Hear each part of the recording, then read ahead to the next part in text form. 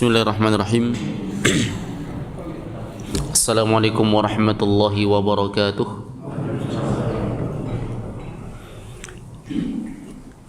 Alhamdulillahi rabbil alamin. Wassalatu wassalamu ala nabiyyina Muhammadin wa ala alihi wa sahbihi wa man tabi'ahum bi ihsanin ila yaumiddin, amma ba'd.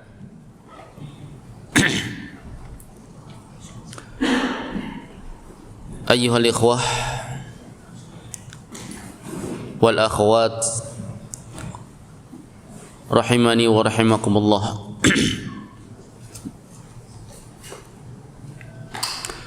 Alhamdulillah, kita kembali berkumpul di tempat ini untuk saling berbagi ilmu dari apa yang Allah Subhanahu wa taala anugerahkan kepada kita, saling murojaah, saling mengulang.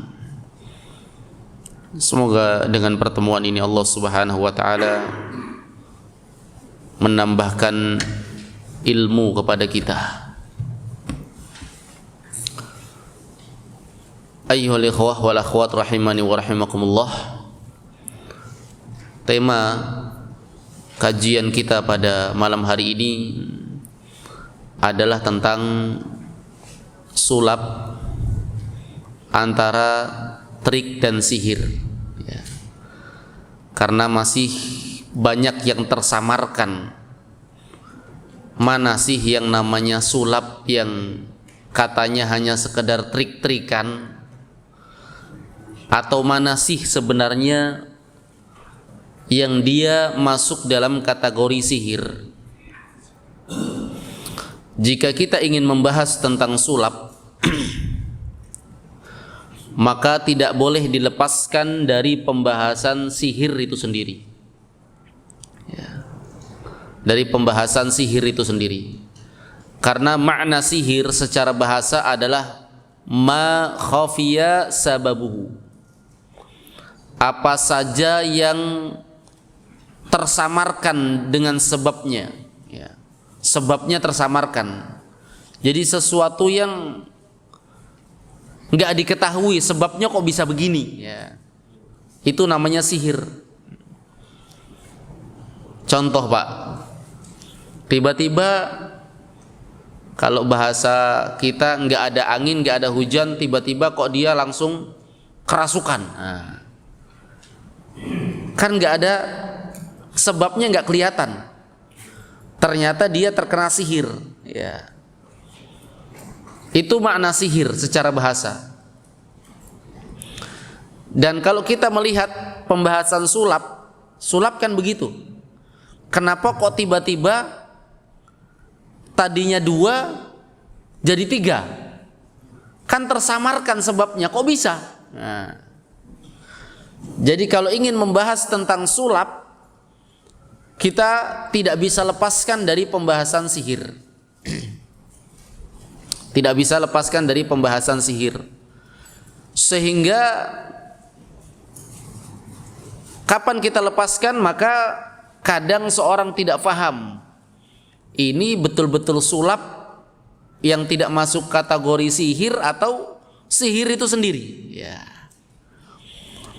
Perlu diketahui, ikhwah, ya, bahwasanya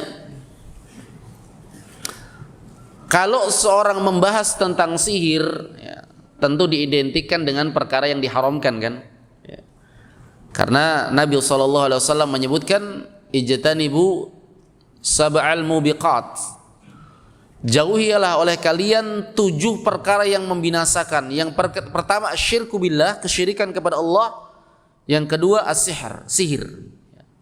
Ini perkara yang membinasakan. Bahkan kalau kita ingin mendalami hukum sihir itu sendiri, dia adalah perkara yang mengkafirkan, ya. Perkara yang mengkafirkan, ya. Dalilnya jelas, wattaba'u ma tatlu syayatinu ala mulki Sulaiman wa ma kafara Sulaiman walakinna syayatin kafaru yu'allimuna an-nas as-sihr. Dan lihatlah ya apa yang dibacakan oleh syaitan ya, terhadap kerajaan Nabi Sulaiman. Wa ma kafara Sulaiman, Sulaiman enggak kafir, walakinna syayatina kafaru, akan tetapi yang kafir siapa? Syaitan. Kenapa mereka bisa kafir? Yu'allimuna an-nasa as-sihr, mereka mengajarkan kepada manusia sihir ya. Jadi kalau kita mau bahas tentang sihir pasti ada kaitannya dengan syaitan. Ini sihir yang terlarang ya, yang bisa mengkafirkan. Masuk juga dalam pembahasan ini para dukun ya. Karena dukun kan menggunakan sihir. Makanya Pak, kenapa dukun itu kafir? Para ulama menyebutkan sebabnya dukun itu kafir karena dua hal. Yang pertama, istid'a lil ilmil ghaib, mengaku mengetahui perkara yang gaib ya. Makanya pengakuannya ini sebenarnya tidak bisa diketahui oleh semua orang. Ini perkara ghaibiyah, yaitu dukun namanya. Karena dia mengaku mengetahui perkara gaib ya. Dan inilah sebab kekafirannya dia ya. Karena ayat-ayat yang sangat banyak menunjukkan bahwasanya yang mengetahui perkara gaib ya, yang mengetahui perkara gaib siapa? Hanya Allah Subhanahu wa taala. Qul la ya'lamul ghaiba bis samawati wal ard illallah. Katakan tidak ada yang mengetahui perkara yang gaib di langit dan di bumi kecuali Allah Subhanahu wa taala. Jelas sekali. Hal yang kedua yang menyebabkan dukun itu kafir adalah istikhdam syayatin. Dia menjadikan syaitan sebagai pembantunya ya. Kenapa kok dia bisa tahu cincinnya ini hilang di mana? Karena menggunakan bantuan jin ya. Bisa nggak jin tahu Pak? Ya bisa aja. Karena bagi jin hal seperti itu bukan perkara yang gaib secara mutlak ya. Contoh, jin kan itu alamnya ya, kita nggak melihat jin ya. Misalnya jin di suatu tempat, ada ibu-ibu yang di situ jatuh cincinnya, jin lihat. Kemudian ibu-ibu ini datang ke dukun. Maka dukun ini menggunakan jin. Jin satu dengan jin yang lainnya saling berkomunikasi. Siapa yang lihat cincinnya ibu ini tadi? Ya. Akhirnya dia sampaikan. Benar ternyata jatuhnya di situ. Ya. Kan begitu ya? Dia menggunakan apa? Syaitan untuk membantu dia. Ini sebab kekafirannya kuhan, para dukun. Ya. Nah, dan sihir, penyihir juga menggunakan dukun. Sebelum kita lanjut pembahasan tentang sihir, Pak, di sana ada orang-orang yang mengingkari adanya sihir. Ya. Mereka adalah orang-orang Mu'tazilah. Demikian pula sebahagian kaum muslimin yang mengaku muslim di Indonesia nggak percaya tentang adanya sihir. Bahkan ya, sihir itu jelas-jelas hak kebenaran ada. Ya. Kalau kita mau faham pembahasan tentang sihir untuk memudahkan pembahasan, maka kita bagi sihir menjadi 3. Untuk memudahkan pembahasan, kita bagi sihir menjadi 3. Yang pertama, as-sihrul haqiqi, sihir yang hakiki ya. Yang betul-betul sihir. Artinya apa? Sihirnya betul-betul memberikan pengaruh. Seperti perbuatan sebagian dukun menyantet orang. Itu hakiki atau tidak? Hakiki ya. Lalu ngapain? Ya, sibuk-sibuk ya, bikin kerjaan, bongkar-bongkar santet bener atau enggak. Ya santet itu memang ada. Ya. Nanti kita akan bahas mau pakai trik-trikan atau pakai santet betulan, ya dua-duanya ada. Dan dua-duanya ternyata terlarang. Ya. Ada yang mengingkari, oh itu enggak. Ya, enggak benar itu, enggak ada ajian-ajiannya, enggak ada bacaan-bacaannya, enggak ada ketergantungannya dengan jin dan syaitan. Padahal itu betul-betul ada. Ya. Sihir yang seperti itu betul-betul ada. Ya. Bahkan Nabi pernah disihir. Nabi pernah disihir, Pak. Jibril langsung turun meruqyah Nabi SAW. Ya. Dan dalil tentang adanya ini sangat banyak sekali di dalam Al-Quran. Di antaranya ayat yang sering kita baca. Wa min syarrin naffatsati fil uqad. Kita disuruh berlindung kepada Allah dari kejelekan tiupan-tiupan yang ada di bukhul-bukhul, di ikatan-ikatan. Kalau Allah memerintahkan kita untuk berlindung kepada Allah dari perbuatan ini, berarti perbuatan itu ada atau tidak? Ada. Lalu kenapa kita ingkari adanya sihir? Dan ini di antara sihir yang paling berbahaya ya. Santet yang paling berbahaya, yaitu santet yang menggunakan bukhul-bukhul, yang menggunakan ikatan-ikatan. Ya.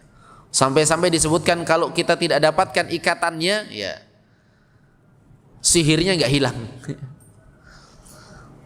Kuatnya sihir ini, tapi sekuat-kuat sihir apa? Wala yuflihus sahiru haitsu ata.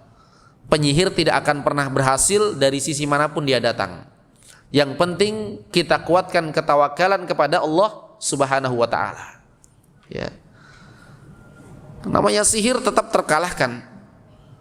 Ya. Bagaimanapun kuatnya. Karena asalnya inna kaida syaitani kana dha'ifa. Sesungguhnya makar syaitan itu lemah. Sekuat-kuatnya makar syaitan tetap disifatkan dengan sifat dha'ifa, lemah. Loh, terus kenapa kok masih nggak keluar-keluar Ustaz? Sihirnya masih bertahan di dalam. Berarti kita yang perlu dikuatkan. Kalau sama yang lemah saja kalah, berarti menunjukkan kita lebih lemah, kan gitu. Ya. Maka keimanan kita yang perlu diperbaiki. Ini sihir yang pertama. Sihir apa namanya? Hakiki. Ya. Sihir hakiki. Nah, bentuk sihir yang kedua adalah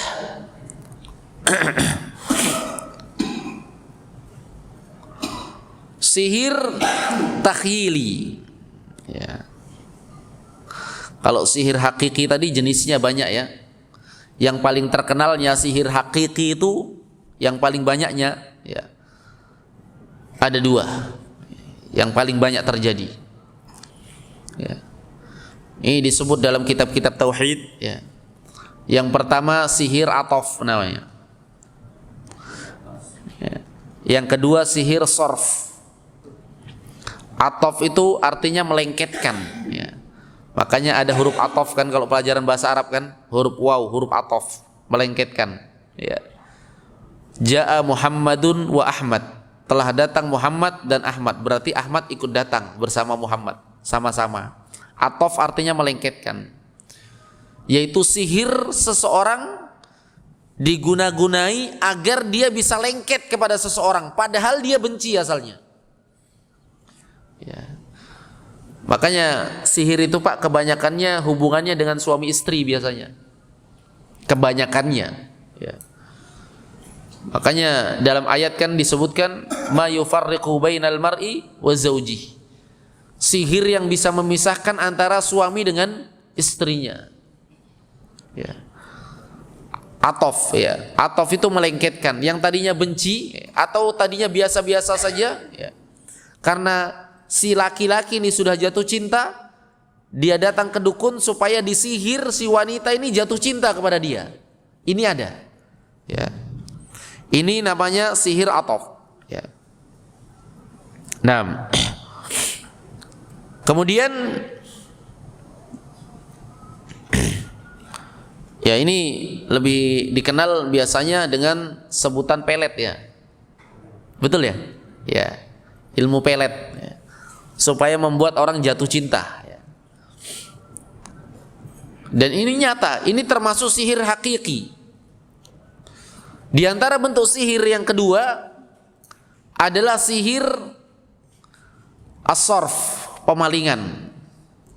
Ini juga banyak terjadi, Pak. Ya. Misalnya seorang yang dia punya rasa, ya kalau bahasa kita biasanya punya rasa dengan seorang wanita yang sebenarnya dia sudah jadi istrinya orang. Dan kalau sudah jadi istrinya orang, tentu dia cinta terhadap suaminya. Maka bagaimana caranya supaya si wanita ini bisa bercerai, bisa berpisah? Disihir. Itulah sihir sorf namanya. Sihir supaya si perempuan ini membenci pasangannya. Atau sebaliknya. Ya, atau sebaliknya. Wah, ini jahe ini, Masya Allah. Tahu saja kondisi saya. Alhamdulillah. Masya Allah. Jadi dibuat sehingga dia benci ya. Kadang dalam bentuk apa? Setiap dia lihat suaminya, ada saja yang buat dia benci ya. Dikit-dikit marah dengan suaminya. Nggak ada hujan, nggak ada angin, marah sama suaminya. Berarti kan ada petir. Marah sama suaminya karena tersihir. Yang seperti ini cepat ditangani, Pak, bahaya. Cepat ditangani. Kalau tidak cepat ditangani bisa membahayakan rumah tangga Anda. Baik. Bentuk yang kedua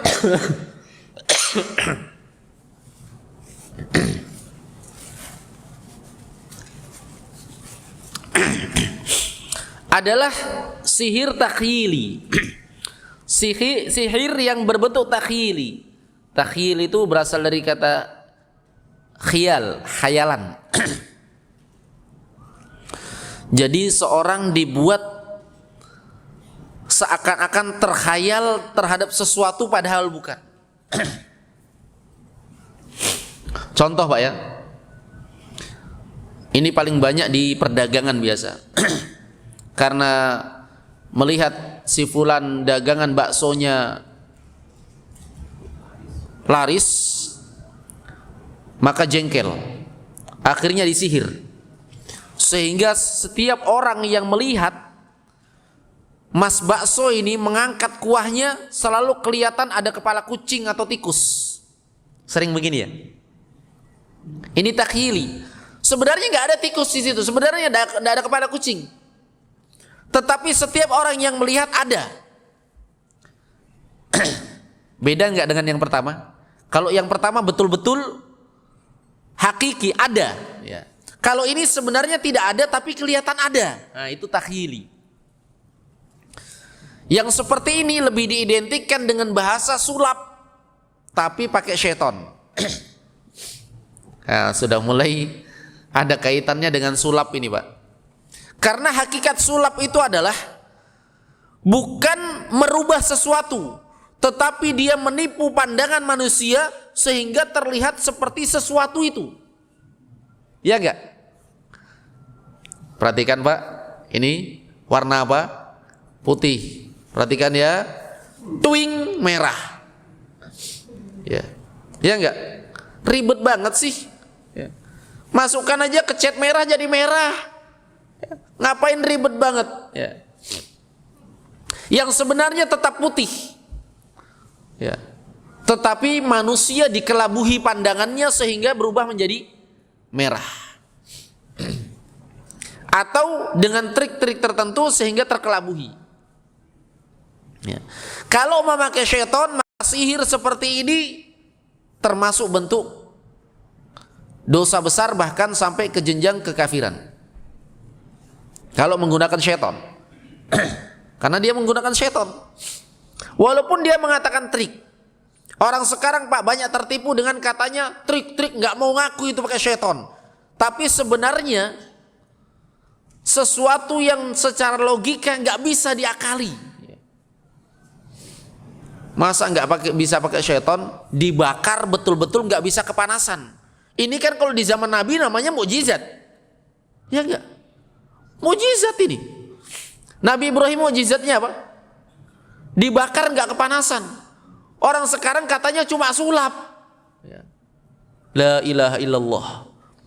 Ya. Ini kan sihir ya. Bukan sekedar keluar dari kebiasaan ini. Memang menggunakan syaitan. Walaupun dia katakan trik. Nah, walaupun dia katakan trik.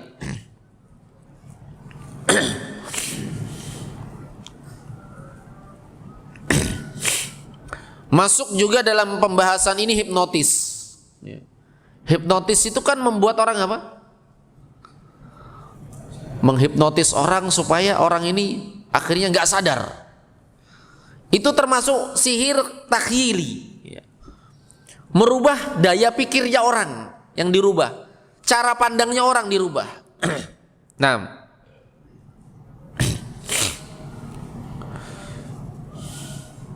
seperti orang sekarang menikam dirinya kebal, ya. Itu kelihatannya saja seperti itu. Ya. Kalau dia menggunakan syaitan maka bisa mengkafirkan. Kenapa?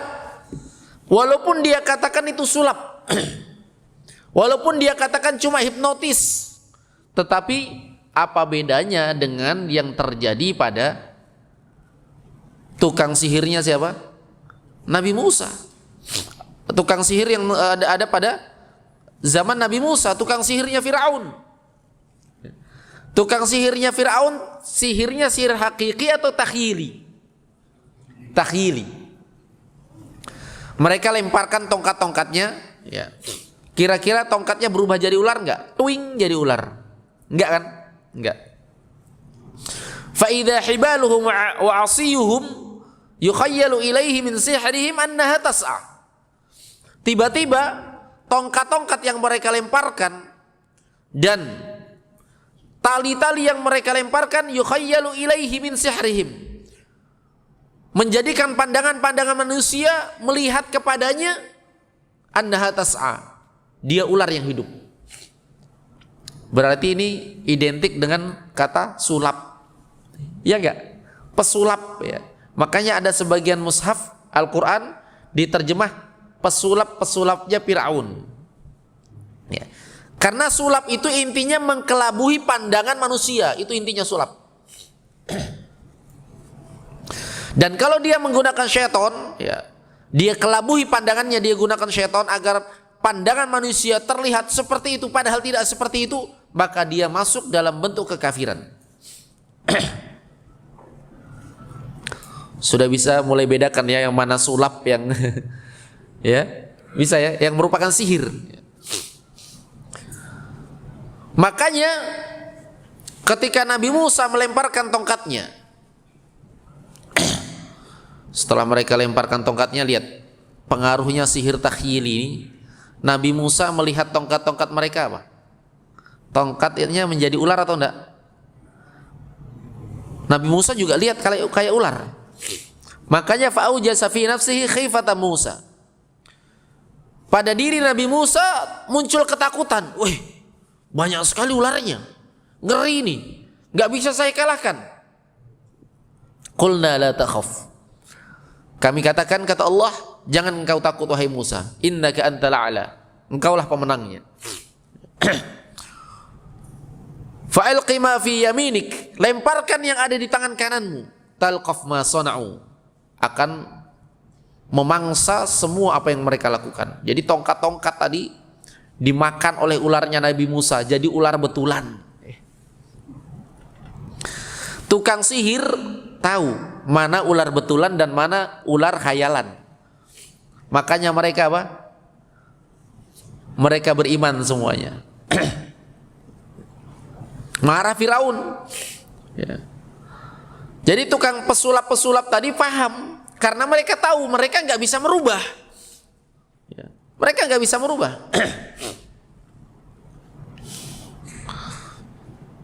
Tetapi Nabi Musa tongkatnya betul-betul berubah. Ya. Mereka hanya bisa mengelabuhi pandangan manusia dengan keilmuan mereka. Ya. Dikala itu tukang sihirnya Fir'aun beriman kepada Musa, ya, kepada Allah Subhanahu wa taala, kepada Tuhannya Musa. Berarti sebelumnya posisi mereka kafir. Perbuatan sulap menyulap mereka mengkafirkan mereka. Ya. Ketika itu menggunakan syaitan. Itu teranggap sihir namanya. Walaupun lebih identik dikatakan sulap kalau bahasa kita, karena mengkelabuhi pandangan manusia. Baik. Ini jenis yang kedua. Jenis sihir yang ketiga, sihir majazi, sihir majas. Ya. Majas itu artinya secara bahasa saja. Ya. Yaitu kejadian yang tersamarkan, sebabnya nggak jelas, tapi dilakukan karena trik-trik tertentu. Nah, ini juga sulap kan kalau bahasa kita. Apakah dengan kecepatan tangan orang nggak bisa lihat karena cepatnya gerakannya, nah, ya kan? Atau pakai trik-trik yang ilmiah menurut dia, ya, sehingga orang nggak bisa lihat. Atau pakai kedustaan. Kalau sekarang gampang sekali dusta, karena semua hanya mau dijadikan konten. Konten itu gampang, Pak, main-mainkan konten itu. Semua bisa jadi konten. Nah, atau menggunakan tim. Nah, ini paling banyak nih, Pak. Pesulap itu biasanya tidak sendirian. Dia biasanya menggunakan tim. Ada 5 orang, 6 orang timnya. Kemudian sudah kerjasama dengan timnya. Ya, sebenarnya pesulap itu sendiri bukan yang paling ahli. Dia hanya orang yang memerankan, ya, sebagai peran pesulapnya. Padahal yang memiliki peran terpenting adalah para timnya.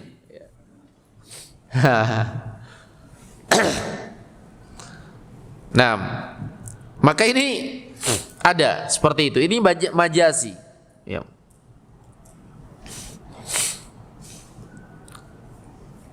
Baik. Ini yang akan kita bahas. Kalau yang seperti ini boleh nggak sih? Kan cuma trik, Ustaz. Ya, cuma trik. Yang seperti ini hukum minimalnya adalah maksiat, dosa. Ya. Pertama, dia bukan perkara yang memiliki manfaat. Ya. Manfaatnya apa untuk orang? Ya. Nggak ada manfaat sama sekali. Yang kedua, jelas-jelas ada bentuk pengkelabuhan, garis miring penipuan, garis miring kedustaan. Ya kan? Sedangkan Nabi SAW bersabda, man ghasya falaysa minna. Siapa yang menipu bukan dari golongan kami. Menipu enggak? Menipu. Kalau dia bisa merubah betulan, berarti sihir yang pertama hakiki atau takhyili. Kalau dia mengakui itu tidak betulan, maka paling tidak dia telah menipu manusia. Ya. Lalu apa yang dibanggakan, ikhwah? Woi, ini si fulan telah membongkar kedok si fulan. Antum banggakan yang mana? Dua-duanya antum banggakan salah. Ya. Seandainya demikian cara membongkar kebatilan, dengan kebatilan juga, ya, membongkar sihir perdukunan dengan cara seperti itu, Harusnya sudah dilakukan para nabi dan para rasul terlebih dahulu. Ya. Mereka nggak menyampaikan dengan dalil-dalil, dengan hujah-hujah, nggak perlu. Sampaikan dengan bongkar kedok saja dengan cara seperti itu. Ya. Harusnya kita sibukkan mengingatkan manusia tentang sholat, ya, tentang perbaikan akidah, tentang tauhid. Ini kita malah ikut-ikut sibuk mempopulerkan si fulan dan si fulan. Ya. Yang belum tentu juga sulapnya itu sulap yang betul-betul trik. Ya. Semakin banyak kita lihat, maka semakin memungkinkan terlihat bahwasanya itu bukan sekedar trik. Ya. Gimana kalau trik betulan bisa, ya, perkara yang aneh-aneh. Ya. Nah, sesuatu bisa berubah jadi api. Ya. Ini kan takhili, menipu pandangan manusia. Maka hukum minimalnya kalau dia pakai trik-trikan seperti ini, hukum minimalnya apa? Dosa, maksiat. Ya. Maka nggak perlu, apalagi mau diajarkan ke anak-anak kita, nak sini nak, abi mau ajari sulap, ya. Itu ngajari nipu namanya, mengajari trik-trik di dalam menipu. Nah, taib, la ilaha illallah. Ini berkaitan dengan sihir dan sulap tadi, ya. Mudah difahami ya kalau kita bagi menjadi 3 tadi, yang mana sihir, yang mana sulap, yang trik-trikan saja. Kalau dia betul-betul masuk dalam kategori sihir, kita sudah katakan dia adalah bagian dari kekafiran. Bahkan di kalangan para sahabat, hukuman bagi tukang sihir darbatan bisaif, 1 kali tebasan dengan pedang, artinya dipenggal. Saking besarnya dosa sihir itu, Pak. Dipenggal pakai pedang, dibunuh. Ini penyihir, ya, di kalangan para sahabat. Ya. Tetapi ada juga sihir, ya, jangan sampai tertinggal supaya nanti baca hadis nggak paham kalau tidak dijelaskan. Ada hadis Nabi SAW, inna minal bayani la sihra. Sesungguhnya pada penjelasan itu ada sihir. Ini sihir secara bahasa. Sihir secara bahasa di awal pembahasan tadi apa yang kita jelaskan? Apa-apa yang tersamarkan sebabnya. Di dalam penjelasan itu ada sihir, Pak. Kenapa? Hanya dengan menjelaskan orang bisa langsung paham. Di dalam penjelasan itu ada sihir. Makanya di sini juga peringatan bagi setiap orang, jangan duduk-duduk dengan ahlul bid'ah. Kenapa? Kalau coba-coba duduk dengan ahlul bid'ah, kapan penjelasannya, retorikanya luar biasa, kita akan terikut. Walaupun kita mengatakan akidah saya kuat, manhaj saya kuat, tapi ingat, inna minal bayani la sihra. Sesungguhnya pada penjelasan retorika, ya, cara di dalam berbicara itu ada sihir. Kita bisa buktikan nggak Pak ini? Atau rasakan nggak dalam kehidupan sehari-hari? Misalnya nih, di Surabaya ada beberapa ustadz. Ustadz satunya menjelaskannya loyo, santai. Kadang kita lambat pahamnya. Ya. Ada ustadz yang sebenarnya sama saja sih ilmunya, tapi cara menjelaskannya menggebu-gebu, ya. Cara memberikan percontohannya, saya bisa paham. Padahal ilmunya sama. Ilmunya sama, sama-sama disampaikan kepada antum ilmunya. Tetapi kenapa ketika ada ustadz B yang menjelaskan antum bisa paham? Karena dia menyihir antum. Dengan cara dia menjelaskan, dia menyihir antum, ya.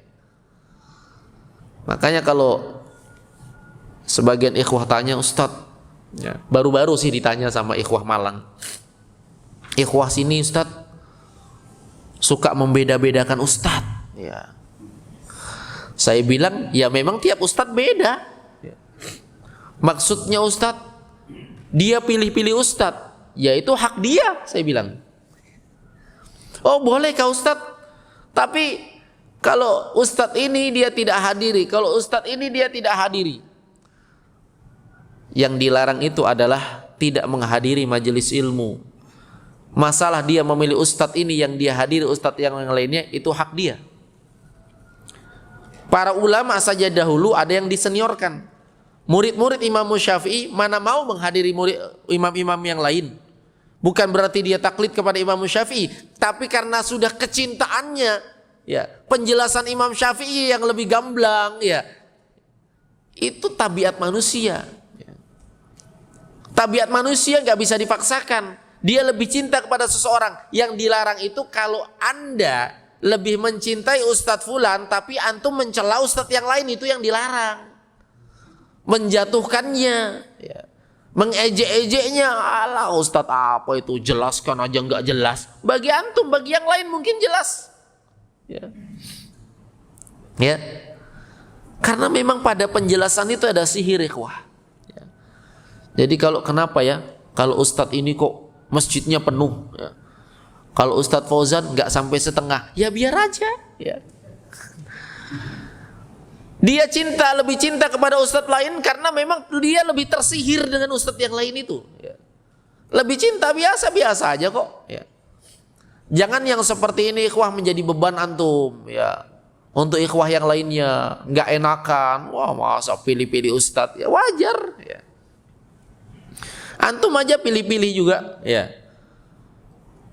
Jangankan kepada orang lain, kepada anak antum saja kadang pilih-pilih. Ya. Ya kan? Yang dilarang adalah menjatuhkan, mencela, ya. Tidak menghargai, tidak menghormati ustadz, itu yang terlarang. Dan meninggalkan majelis ilmu gara-gara tidak senang terhadap seorang ustadz, itu yang terlarang. Adapun masalah kecintaan tidak dipaksakan, jangankan itu ikhwah. Jangankan itu. Istri disebut dalam Al-Qur'an. Ya. Walan tastati'u, kalian tidak akan mampu, ya, untuk menyamakan dua istri antara istri-istri kalian walau harastum, walaupun kalian bersemangat atau mengerahkan seluruh kekuatan untuk sama-sama mencintainya, nggak bakalan bisa. Ya. Ini fikih poligami nih, tapi antum kayaknya belum ada yang poligami. Ya. Belum ada yang mau ngaku ya. Ya. Fikihnya pasti ada yang lebih dicintai. Ini sama-sama istri loh, nggak boleh dipaksa. Apalagi cuma ustadz, apalagi ustadz yang jarang ketemu, ya wajar. Yang hari-hari ketemu bisa canda dengan dia, bisa sering ngobrol sama dia, yang jelas lebih dicintai, lebih disukai, lebih senang didatangi majelisnya, kan demikian ikhwah ya. Dan ingat, salah satu juga untuk memunculkan kecintaan itu pada penjelasan. Kenapa? Inna minal bayani la sihra. Sesungguhnya pada penjelasan itu ada sihir. Makanya mungkin kalau anak antum belum paham, ya belum mau nurut, ya belum mau mendengar, jangan salahkan anaknya. Cobalah koreksi diri kita. Penjelasan kita sudah menyihir dia atau belum? Ya. Mungkin penjelasan kita belum menyihir dia, tapi cuma menyindir dia. Ya. Kita kan biasanya lebih banyak menyindir daripada menyihir. Ya. Baik, Masya Allah. Ini ikhwah ya, ini faidah tambahan ya tentang as-sihr, sihir itu secara bahasa. Adapun pembahasan inti kita adalah bagaimana kita bisa membedakan, ya, supaya kita tidak terpengaruh. Ya. Ingat ikhwah, satu poin yang saya tekankan, tidak semua yang viral itu benar. Apa tadi? Tidak semua yang viral itu benar. Sekarang viral di mana-mana masalah ini dan itu, ya. Seakan-akan salah satunya pasti benar, ya. Belum tentu dua-duanya benar. Satunya terjatuh dalam kesyirikan, satunya jatuh dalam dosa besar. Mana yang benar coba? Ya. Nggak usah ikut-ikutan. Antum ikut-ikutan, antum juga terjatuh. Allah Subhanahu wa taala telah memerintahkan kita. Fa idza ra'aital ladzina yakhuduna fi ayatina fa'arid anhum. Kalau kalian melihat ada orang-orang yang mempermainkan ayat-ayat Allah Subhanahu wa taala, berpaling dari mereka. Enggak usah ikut-ikut burung, ya. Enggak usah ikut-ikut bicara, apalagi memviralkan, ya. Ingat ya, termasuk memviralkan adalah sok seakan-akan kita membantah mereka padahal ikut-ikut menyebarkan videonya. Ini penting ikhwah, saya ingatkan. Kenapa para ulama membahas hukum mendatangi dukun? Ya, ini kan sudah masuk ke ilmu perdukunan nih. Apa hukum mendatangi dukun? Kita semua sudah paham. Kemudian para ulama mempertegas dengan kondisi zaman sekarang ini, yang semua serba media sosial. Apakah menonton praktek perdukunan termasuk mendatangi dukun? Masuk. Ada sebagian ikhwah yang gak adil dalam bersikap. Kenapa saya katakan gak adil? Ketika dia disuruh untuk ngaji, datang ke majelis ilmu, dia mengatakan, saya sudah kok nonton lewat YouTube. Ya. Kan ngaji juga. Kata Ustadz, kalau nonton lewat YouTube itu juga namanya menuntut ilmu. Masya Allah, pinter dah. Pas nonton dukun katanya, saya nggak datangi kok, saya cuma nonton. Ya. Kan nggak adil. Ketika majelis ilmu cuma nonton, mau dapat pahala bermajelis ilmu. Ketika nonton dukun nggak mau dapat dosa, mendatangi dukun. Kenapa kita samakan? Karena mudarrah, bahaya, ya, pengaruh yang didapatkan ketika mendatangi dukun sama dengan pengaruh ketika kita menonton dukun, yaitu merusak akidah kita. Mantap juga ini trik atau sihir ya? Wah, tonton dulu sampai habis deh. Ini ternyata cuma trik, bukan ini. Tapi siapa tahu di video yang lain ada bentuk sihirnya. Wah, subscribe deh. Akhirnya hari-hari cuma nonton mbah dukun. Ya. La ilaha illallah. Bahaya ikhwah. Man atakahinan al-arrafan, siapa yang mendatangi dukun atau paranormal, ya. Orang pintar karena yang mendatanginya nggak pintar, sebenarnya mintar-mintari. Paranormal karena yang datang nggak normal. Iya kan? Ya. Siapa yang mendatanginya, lam tuqbal salatuhu arba'ina lailah, nggak diterima sholatnya 40 hari. Ini sekedar mendatangi. Kalau membenarkan, man atakahinan fasaddaqah bima yaqul, siapa yang mendatangi dukun, dia benarkan apa yang diucapkan dukun, faqad kafara bima unzila ala Muhammadin sallallahu alaihi wasallam, dia telah kafir terhadap apa yang diturunkan kepada Nabi kita Muhammad sallallahu alaihi wasallam. Wal iyadzu billah. Nggak takut kita apa? Ya. Pakai like segala, ya. Pokoknya sudah ya ikhwah, musnahkan yang beginian dari dunia ikhwah. Ya. Tutupi dengan apa? Dengan viralkan info-info kajian sudah. Ya. Sebarkan video-video taklim sudah. Ya. Nggak usah ikut sibuk-sibuk yang beginian. Ya. Nggak ada faedah sama sekali. Ya. Antum kalau terlalu sibuk dengan perkara seperti ini, justru antum akan diperhadapkan dengan pro dan kontra di antara ikhwah sendiri. Oh enggak, siapa bilang itu sihir, itu cuma pakai trik. Akhirnya sama-sama berjenggot, bicaranya masalah sulap aja. Antum ini mau jadi penuntut ilmu atau mau jadi pesulap sih? Yang dibela malah pesulap, ya. Sibuk antum dengan menuntut ilmu ikhwah, ya. Masih banyak pelajaran yang antum perlu kuasai, yang perlu kita kuasai. Al-Quran kita belum hafalkan lagi, ya. Hadis-hadis Nabi SAW kita kemanakan, ya. Sibukkan diri kita dengan ilmu. Nah, ingat nasihat Imam Syafi'i rahimahullah ta'ala. Kata beliau, illam tashtagil bil haqq syagalatkal batil. Ini nyata ini. Kata Imam Syafi'i rahimahullah ta'ala, kalau kamu tidak sibukkan dengan perkara yang merupakan kebenaran dan kebaikan, pasti kamu akan tersibukkan dengan perkara kebatilan. Pasti itu. Kalau kita sibuk nonton yang sulap-sulapan, sihir-sihiran saja, pasti tertinggal yang namanya taklim dan kajian itu. Pasti sudah. Karena nggak nyambung. Nggak nyambung. Ya. Makanya ikhwah, sibukkan diri dengan perkara-perkara yang bermanfaat. Ya, saya kira ini mudah-mudahan bermanfaat. Waktu yang ada kita gunakan untuk tanya jawab. Tafadhol. Silakan, Pak. Assalamualaikum Assalamualaikum warahmatullahi wabarakatuh. Saya ini termasuk yang lama berhubungan dengan sulap, karena dulu satu kantor sulap, dan saya juga pernah tidak lama bergaul dengan dukun. Dukun dengan sulap, kalau saya itu memang beda. Kalau dukun itu memang menipu ya. Menipu, soalnya jangankan pasien itu, istri aja ditipu sama dukun. Jadi iya, itu dukun. Jadi enggak semua itu menipu. Kalau sulap itu semua alat. Jadi mulai David Copperfield yang dunia sampai tingkat kampung itu semua pakai alat. Karena saya tahu pakai alat, dan alatnya diperjualbelikan. Mungkin canggih sulapnya yang sampaikan memukau penonton itu semakin mahal alatnya.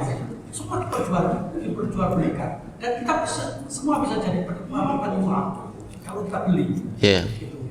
Jadi semua kalau sekarang kan ada ini yang membuka kedok-kedok dukun yang sampai dilaporkan ke Polda Jaya sulap merah. Jadi kenapa saya tahu ya ini, saya padahal tahu katanya khusus di Islam Abu Maryani, tapi saya selalu melihat, saya menghabiskan waktu di situ, sehingga saya tahu sulap merah itu membuka kedok-kedok dukun itu. Semua dukun itu dibuka, artinya dia dilaporkan karena membuka rahasia atau melecehkan para dukun. Jadi kalau pesulap itu memang alat, semua bisa beli dan semua bisa menjadi pesulap kalau mau beli. Iya. Karena dia juga bisa semakin canggih, semakin mahal alamnya. Baik. Jadi intinya ya, sulap kita sudah sebutkan tadi. Sulap yang kita maksudkan ini dari sisi bahasa ada yang menggunakan syaitan. Kalau dia yang menggunakan syaitan seperti pesulapnya Fir'aun, kan kita sudah sebutkan tadi. Itu sulap juga loh. Membuat pandangan manusia yang menganggap itu adalah seperti itu, padahal tidak seperti itu. Yang seperti ini mengkafirkan. Kalau sulap yang dimaksud adalah menggunakan trik-trik tadi, kita juga sudah jelaskan apa hukumnya. Dia menipu pandangan manusia. Karena dia walaupun membongkar kedok kesyirikan, tapi kita harus kembali kepada hukumnya dulu. Hukumnya dia apa? Jangan sampai membongkar suatu dosa dengan melakukan dosa, kan begitu. Ibaratnya kita kalau mau sedekah jangan mencuri dulu. Kenapa kita katakan harus kembali kepada asal hukumnya? Sekarang, betul nggak dia menipu orang?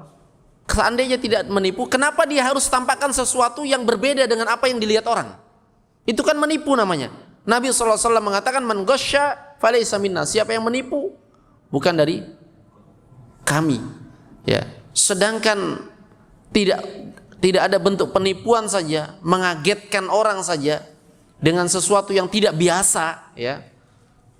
Didapati orang itu suatu dosa. Pernah seorang sahabat, ya, dia tidur ketika di perang Tabuk, dia tidur. Ketika dia tidur, maka tiba-tiba sahabat lainnya menjahilinya, ya, mau ngerjain, ya. Maka ketika dia bangun, diletakkan benda di depannya. Ya, ini kalau bahasa kita di prank. Ini juga pembahasannya mirip-mirip nih. Ya, diletakkan pas dia bangun kan kaget. Wah, kaget. Ya. Nabi SAW terus orang tersebut pun kaget, teriak. Ya. Orang-orang ketawa semuanya. Nabi tanya, "Ma yadhakakum?" Apa yang membuat kalian tertawa? "Ini ya Rasulullah, saya letakkan begini. Maka Nabi sallallahu alaihi wasallam mengatakan, "La yahillu li muslimin ayyurawwi'u musliman." Tidak halal seorang muslim untuk mengagetkan seorang muslim yang lainnya. Ngagetkannya nggak boleh. Ya. Apalagi perkara yang terdapat tipuan-tipuan. Contoh, anggaplah tadi pakai trik, Pak. Pakai alat. Ya. Digunting-gunting nih. Betul pakai trik, anggaplah seperti itu. Ya. Pakai trik, ya, trik. Betul-betul trik, nggak pakai syaitan. Ya. Apa manfaat dia menunjukkan kepada orang kalau betul-betul tidak tergunting? Ini bohongan nggak, Pak? Ketika dia pakai trik, bohongan nggak? Berarti dia menipu orang.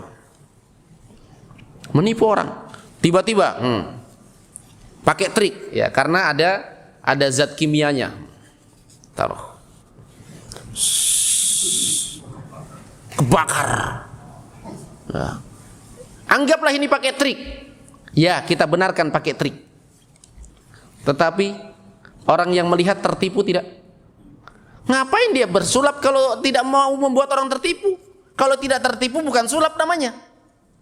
Menipu seperti ini yang dosa, Pak. Ya. Menipunya yang dosa. Ya. Walaupun hukumnya di bawah sihir, di bawah dukun, karena sihir dan dukun itu mengkafirkan. Ya. Tapi apakah kita mau membongkar kedok suatu kekafiran harus melangkah atau melalui perkara yang merupakan dosa? Kan gitu. Baik.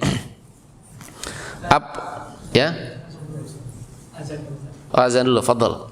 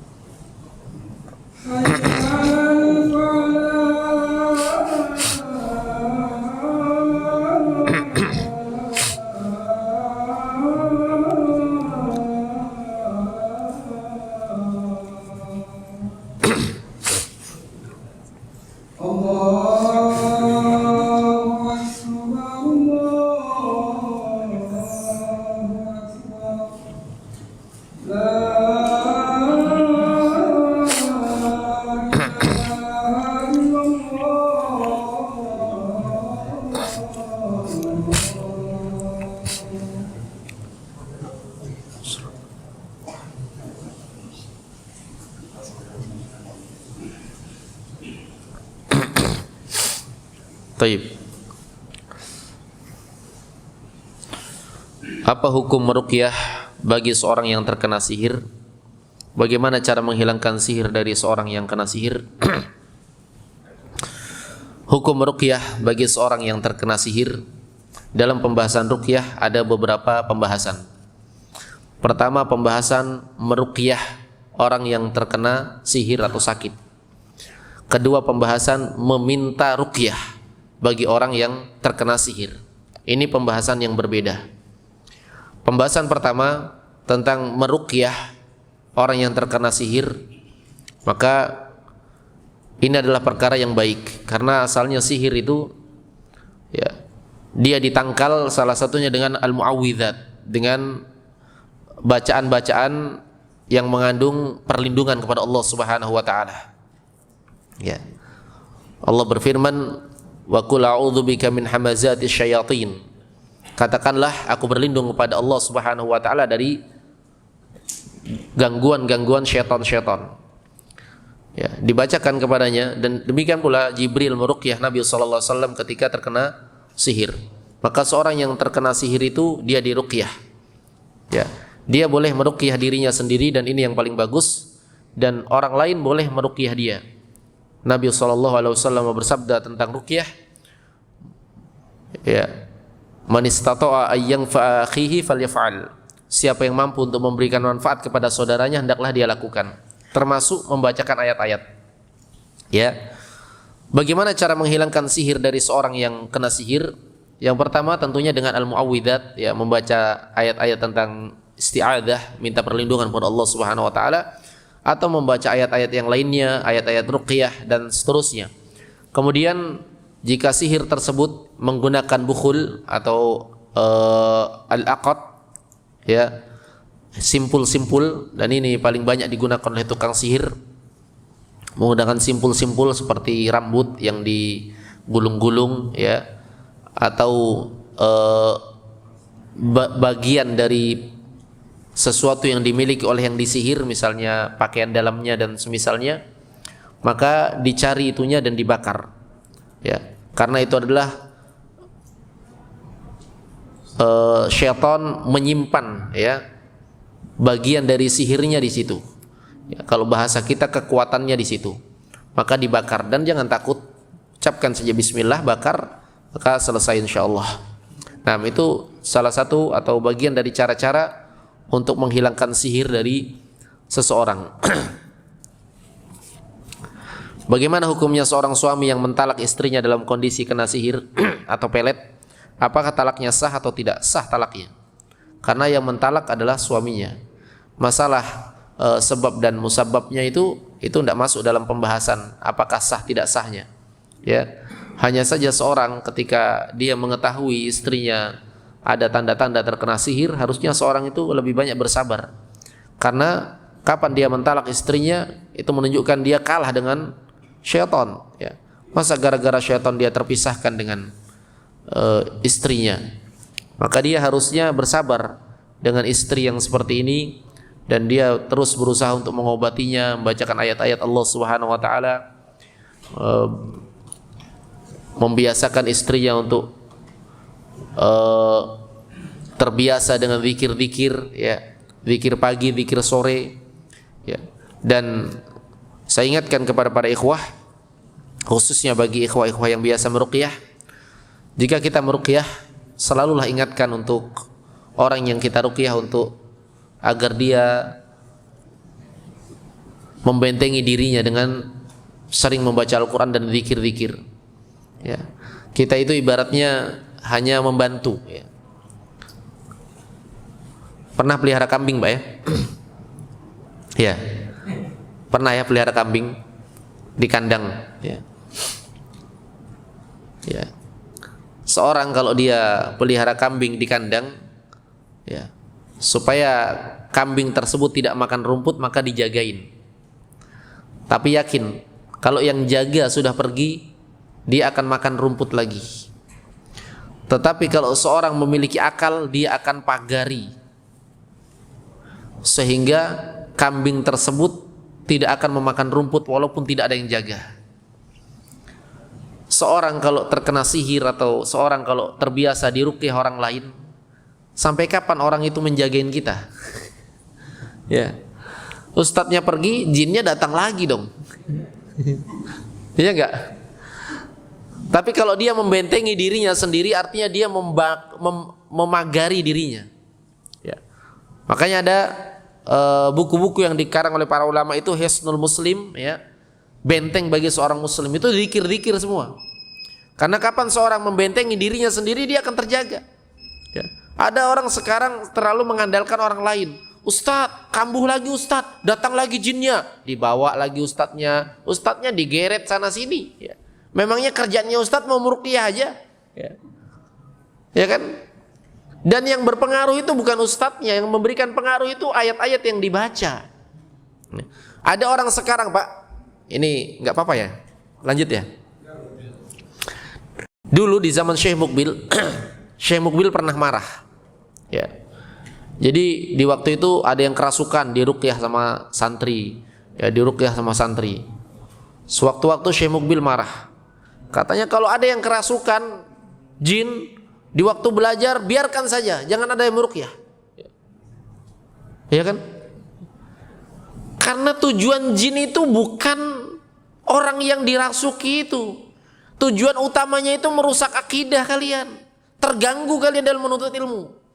Sekarang banyak orang rusak akidahnya, Pak, gara-gara masalah kerasukan. Ada ibu-ibu kerasukan nih, kerasukan. Sudah terkenal di situ yang suka meruqyah Ustadz Fulan. Ya. Akhirnya diruqyah Ustadz lain nggak mempan. Ustadz yang lain nggak mempan. Dibawa ke Ustadz Fulan, keluar jinnya. Yang lain lagi begitu. Akhirnya tersebar di kalangan ikhwah. Kalau Ustadz ini yang meruqyah, Masya Allah. Ini yang berpengaruh ayatnya atau Ustadznya sih? Ya. Akidahnya dirusak oleh jin. Padahal jin itu sebenarnya yang dia inginkan ternyata bukan menyakiti orang yang dirasuki, tapi dia mau merusak akidah orang-orang. Supaya pikiran orang itu ustadz ini ada, memangnya ustadz ini kayak apa, yang wali-wali itu apa yang dianggap, ya nggak ada bedanya sama kita, bacaannya sama. Masalah keikhlasan itu masing-masing kita berusaha. Kalau ustadz berarti dia pasti ikhlas gitu? Oh enggak, ya. Ini ikhwah ya, ini penting ini, ya. Misalnya ada akhwat yang kerasukan di sini, manfaatkan siapa yang ada di sini. Enggak usah jauh-jauh manggil ustadz dari Madura misalnya, manggil dari sini dibawa, ya. Sampai pernah kejadian begini. Waktu itu kejadian di Sulawesi, di daerah Sidrap. Ada di sana dikenal sekali, ya. Ya, enggak usah disebut nama. Kalau ada ustadz ini, wah Masya Allah, akhirnya dia sering orang-orang dari beberapa kabupaten, dari Sopeng, dari datang ke situ meruqyah. Sampai diceritakan bahwasanya ketika baru masuk pintunya, belum dibacakan ayat ini, langsung sadar, jinnya pergi. Itu tersebar di beberapa kabupaten. Hebatnya ini ustadz. Ini ustadz atau dukun sih? Kok kayak diidentikan dengan dukun ya? Jangan sampai seperti ini, ikhwah. Kenapa? Karena syaitan itu yang paling menjadi, ya, tujuan utama bukan rusaknya anggota badan seseorang, tapi rusaknya akidah seseorang. Hati-hati. Ya. Hati-hati ini. Pernah juga teriaknya luar biasa, panas kalau di ruqyah itu. Kalau kamu nggak mempan saya takutnya cuma sama ustadz ini, ngomong gitu lagi. Ya. Selalu diganggu. Pernah juga teman saya ruqyah. Teman saya ruqyah, banyak kejadian-kejadian tentang ruqyah ini. Yang tujuannya sebenarnya syaitan itu bagaimana supaya kita terganggu akidah kita, keyakinan kita. Pas teman saya meruqyah, ya, diejek-ejek tajwidnya. Baca Al-Fatihah aja salah, gimana saya mau keluar, katanya. Salah tuh, ya. Ditekan sedikit iyyaka na'budunya. Diajari sama jinnya. Ya kalau kita kan langsung terganggu tuh, ya. Baca aja terus, ikhwah. Karena memang tujuan jin mengganggu kita supaya nggak konsentrasi, ya. Itu. Taib. Saya lagi satu Ustaz ya. Silakan, Pak. Ini waktu kecil ya, di desa itu kan di Langgar waktu kita masih ngaji di Langgar itu ada anak teman-teman yang sakit gigi. Ini karena saya nanti setelah itu Pak Kiainya itu ngambil palu, ngambil palu yang nangis gigi suruh melihat dia masuk tiang dua, ini sembuh itu masuk sihir apa bukan? Oh iya, Itu masuk khurafat, Pak. tapi anaknya sembuh. Iya, itu khurafat, tipu daya syaitan di situ. Khurafat itu adalah sesuatu yang diada-adakan, aneh-aneh, ya, yang tidak ada hubungannya. Hati-hati dengan permasalahan sebab musabab. Menyandarkan sebab kepada sebab itu saja sudah syirik, Pak. Menyandarkan sebab kepada yang bukan sebab itu syirik akbar. Menyandarkan sebab kepada sebab itu syirik kecil. Tapi menyandarkan sebab kepada yang bukan sebab itu syirik akbar. Supaya mau paham saya berikan contoh, nggak apa-apa ya? Nggak apa-apa nih waktu, nggak apa-apa. Saya sakit ke dokter, diberi obat. Ini sebab kesembuhan atau bukan? Sebab. Saya menyandarkan sembuh itu pada obat, Pak, bukan pada Allah. Syirik atau tidak? Syirik, tapi syirik kecil. Karena itu sebab. Sebab pun ada dua, Pak. Ya, sebelum kita lanjut supaya lebih dipahami. Sebab ada dua. Ada namanya sebab syar'i, ada sebab kauni. Sebab syar'i itu sebab secara syariat. Memang ada disebutkan dalam syariat kita. Walaupun tidak logis menurut kita. Contoh ya, Nabi mengatakan bahwasanya wa ma yudrika la'allahu ruqyah. Dari mana kalian tahu kalau Al-Fatihah itu adalah ruqyah? Sahabat meruqyah ketika ada orang disengat kalajengking langsung sembuh. Nabi mengatakan kamu benar.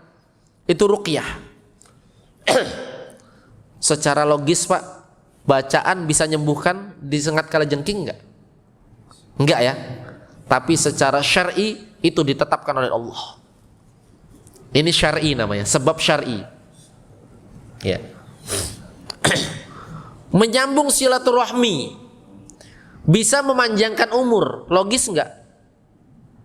Logis enggak? Enggak logis.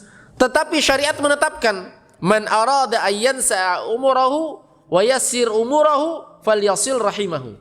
Siapa yang mau dipanjangkan umurnya, dimudahkan urusannya, sambung silaturahmi.